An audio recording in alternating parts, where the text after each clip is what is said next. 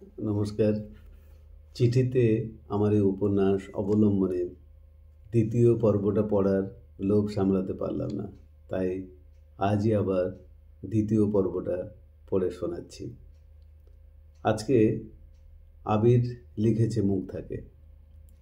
তোমার লাস্ট শব্দ কটা কানে বাজে, আজ থাক, আবার লিখব মনের সাড়া পেলে।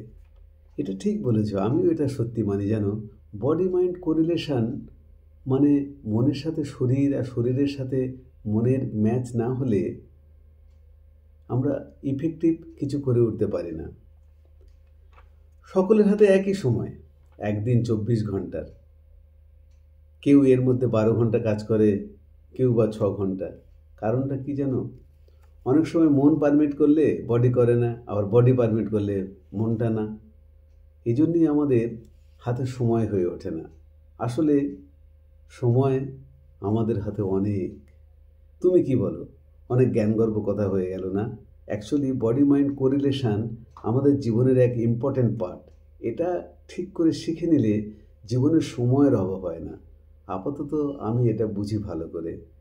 আমি যাকে গুরু মানি, মানে আমার যে আদর্শ, সে মানুষটাকে নিয়ে একদিন বলবো। উনি কি বলে জানো? যারা নাকি কোয়ালিটি ওয়ার্ক করে তাদের সময়ের অভাব হয় না কখনো। আর পরে বলবো এই মানুষটার কথা। তোমার কি মনে হয় না আমাদের একজন আইডিয়াল মানুষকে ফলো করা উচিত জীবনে লক্ষ্যে পৌঁছানোর জন্য? তা তোমার লক্ষ্য কি, ওটা জানতে পারি? আমরা পরস্পরকে হেল্প করতে পারি। তুমি কি বলো? সময় করে লেখো। আবির। পরে চিঠিটা মুগ্ধা লিখেছে আবিরকে। তুমি ঠিক বলেছ, সময় আমাদের হাতে অনেক। একদিনে 24 ঘন্টা, তবুও সময়ের অভাব। যদিও আমরা সব সময় বলতে থাকি এখন বিজি, এখন বিজি। অ্যাকচুয়ালি জানো, busy is a relative word. It's all about priority. তুমি কি বলো? এই ধরো, আমি তোমাকে লিখছি সময় বের করে, যদি ভালো না লাগতো তোমার লেখার ধরন, আমি চুপ করে থাকতাম অথবা লিখে পাঠাতাম, sorry I am very busy, please understand. Frequency match না করলে অটোমেটিক্যালি সম্পর্কটা মুছে যায়। অস্তগামী সূর্যের মতো সমুদ্রের তলায় ডুবে যায়। অ্যাটলিস্ট আমরা তো কথা বলছি নিয়ত, একজনের কাছে মনের কথা খুলে বলতে পারলে মনটা রিল্যাক্সড হয়। এই জন্য দেখো না, লোকে ডায়েরি লেখে, বন্ধু খোঁজে, আর মনে মনে, আর না পেলে ঠাকুরের কাছে হাত জোড় করে বিড়বিড় করে। এক একটা অবলম্বন। খুব কম মানুষ নিজে থেকেই কমপ্লিট। নিজেকে নিজে কোশ্চেন করলে উত্তরটা পাওয়া যেতে পারে, অ্যাম আই রিয়েলি ইন্ডিপেন্ডেন্ট? আসলে মেন্টাল হেলথের ডেফিনেশনটা অ্যাটলিস্ট তাই বলে। Self dependency is the most important criteria to be a mentally healthy person. এছাড়াও মেন্টাল হেলথের অনেকগুলো ডাইমেনশন আছে, বুঝলে, যেগুলো আমরা সচরাচর লক্ষ্য করি না। একে একে বলবো, ক্রমপ্রকাশ্য। আজ থাক। পরের চিঠিটা লিখেছে আবির মুগ্ধাকে। একদিন সময় নিলাম তোমাকে ঠিক করে বুঝতে। গেল ছুটিতে তুমি মেন্টাল হেলথ নিয়ে লিখেছ। এতে বুঝেছি তুমি যে কোনোভাবেই হোক মেডিকেল লাইনে যুক্ত। আর তোমার কথার ধরনে বুঝতে পারি তুমি এ প্রফেশনে বেশ পাকাপোক্ত। আমি এবার এখানে উল্টো, তবে স্ট্যাটিস্টিক্সটা জানি প্রয়োজনে। ভাবলে অবাক লাগে, পৃথিবীর 4জনের মধ্যে একজন কোনো না কোনো মানসিক রোগে ভোগে। Depression is the commonest mental disorder apart from anxiety. ইন্ডিয়াতে 1 in 20 people suffer from depression. মাঝে মাঝে আয়নার সামনে নিজেকে জিজ্ঞেস করি, আর ইউ অল রাইট আবির? ভয় হয়, অজান্তে না নিজেই এই দলে ঢুকে পড়ি।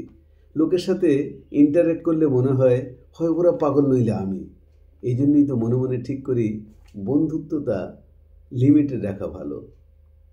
মন না মিললে দূরে থাকো, অকারণে কেওয়াস কেন? তার থেকে নির্জনে পাখির কিচিমিচি শোনো। সামটাইমস আমিও কনফিউজড। প্রতিটি স্টেপে লোকে এত জ্ঞানের কথা বলে, কিন্তু পাশে কটা লোক থাকে।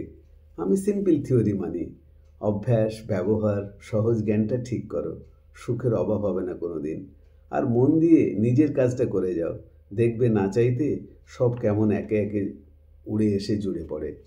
আজ মনে অনেক জ্ঞান দিলাম, আসলে এগুলো সব গুরুর কাছে শেখা। গুরু কি বলে জানো? যদি কোনো কাজ করো তাহলে বডি মাইন্ড সোল ঢেলে করো, দেখি তো কার সাধ্য আটকায় সাফল্য থেকে।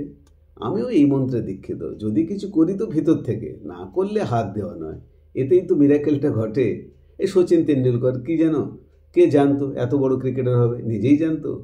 অথবা ধোনি কি কখনো কল্পনা করেছিল ওর হাতেই উড়ে আসবে দুটো বিশ্বকাপ?